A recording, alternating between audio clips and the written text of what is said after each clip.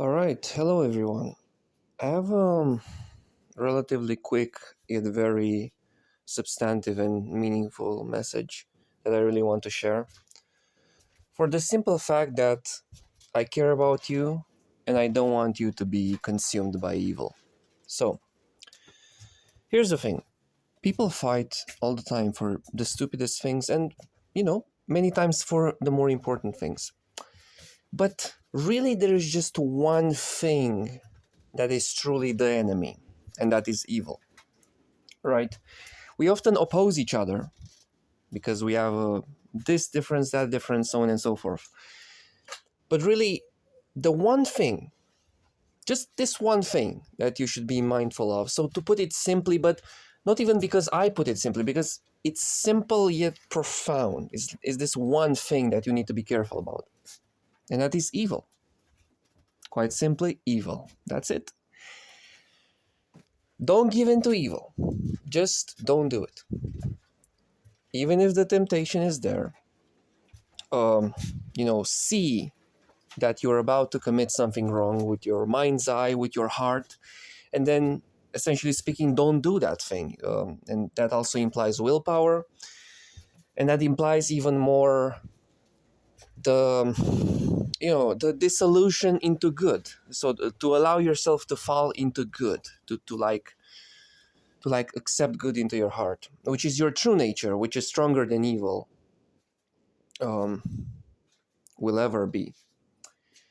So yeah, so what is evil? So evil is this potentiality, right, that appears when the world, such that this world, which has many intricacies and many different aspects, realms, so to speak. It is a potentiality that arises when this world, appears, so to speak. And it's a twistedness. It's a twistedness of the world. It's a very real thing too. So that's another thing to know about evil, is that you cannot boil it down and reduce it to subjective presuppositions or suppositions, and like both of them, yeah. It's a real thing. It has a form which is dependent on the thing. It has many expressions, but it's a real thing. It's an objective thing. It's an objective type of potentiality. It is a finite type of potentiality, but it is objectively true that some kind of forms, some kind of twists into actions, thoughts, intents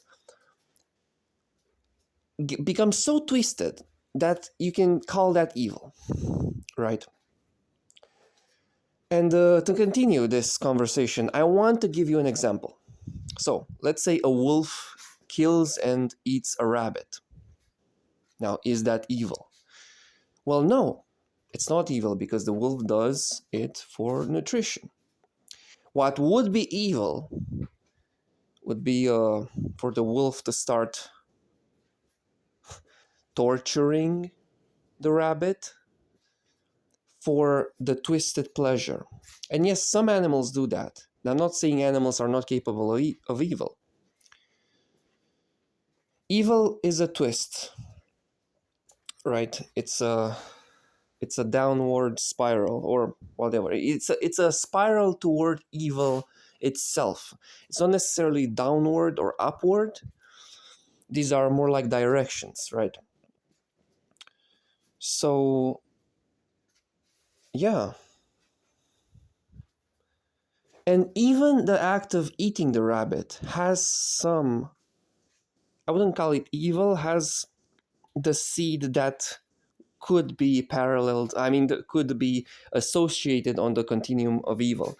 So even that act is, associated and connected to evil. But evil is something that is way more twisted. And of course, in the analogy that I gave in this specific example, the animal doesn't have enough agency, so that also plays a role into it. Not that it's relevant or takes away responsibility in such a way that it wouldn't be evil if the animal would torture the rabbit.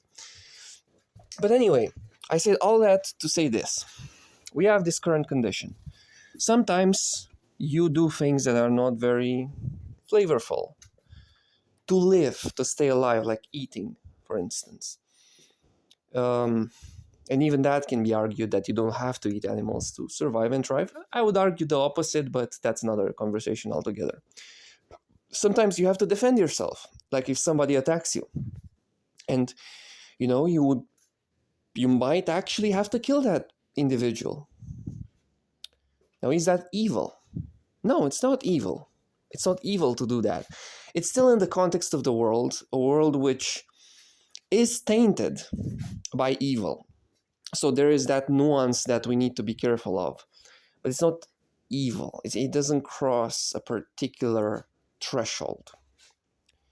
So all you have to do is don't cross that particular threshold. Now, sure, there is a little bit of wiggle room, like what is the line in all sorts of situations, but don't overthink it. Just keep your heart open, and you will know what is right to do.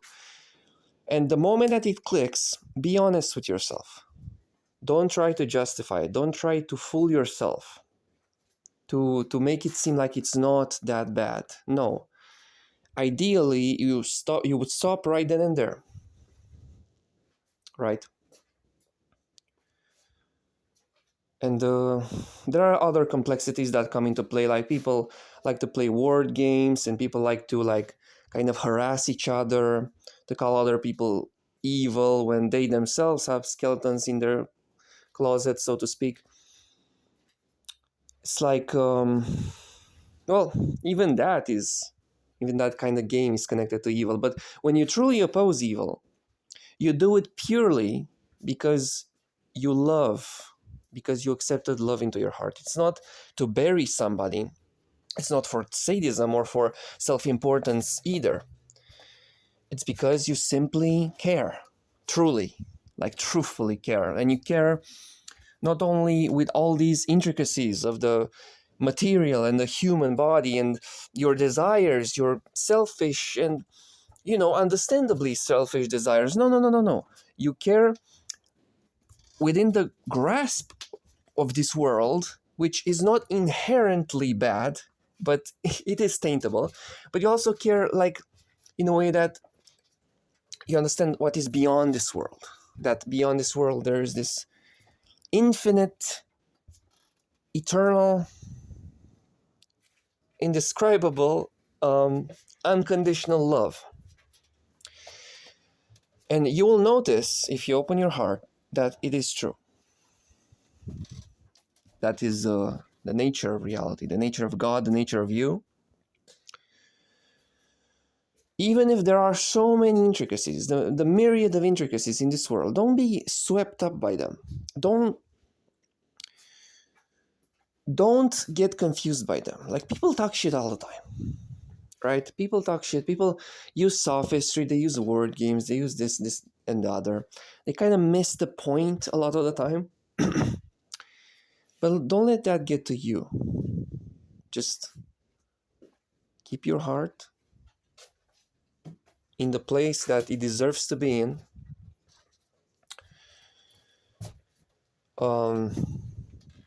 And say no. Say no to the evil within. And I would say the evil within, it's a little bit of a weird way to put it, because within you really is good. Like, evil is this worldly thing, but yeah, it's also within you, in the sense that it's within the self. Whatever, you get the point. It's also important not to get too swept up by the word usage when it comes to this type of discourse, because it's easy to get swayed by words and any of that. Like, put that aside. Like, look at what really matters. You need to appreciate the good things in life, the fact that you're alive. You need to see just how profound this beautiful life is, how, like, all these feelings that you're trying to, like, suppress, all these even the melancholy